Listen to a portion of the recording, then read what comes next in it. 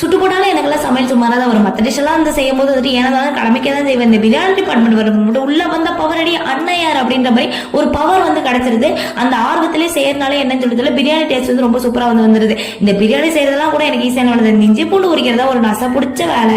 நானே இதை மொத்தமா அரைச்சு வைக்கணும்னு சொல்லி விட்டதை பார்த்து 3 மாசமா கனவு தான் கண்டனே தவிர நிஜத்துல அதை அரைக்க மாட்டேன். இப்படியே வந்து போய்கிட்டு இருந்துச்சு. இன்னைக்கு வந்து இஞ்சி பூண்டு கூட வந்துட்டு கொஞ்சமா சோம்பு சின்ன வெங்காயம் இதெல்லாம் போட்டு அரைச்சி வச்சு பிரியாணி ரெடி பண்ணலாம்னு சொல்லி தான் ரெடி பண்ணிட்டு இருந்தேன்.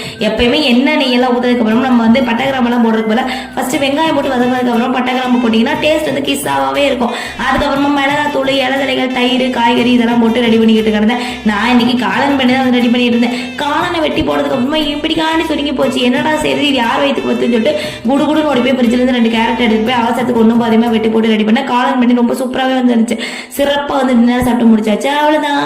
நாளைக்கு இன்னொரு இன்னைக்கு வந்து 2 மணிக்கு வந்து லாங் வீடியோ வரும். வேலை வெட்டியெல்லாம் முடிச்சு டைம் வச்சுன்னா செக் பண்ணி பாருங்க. பாய்.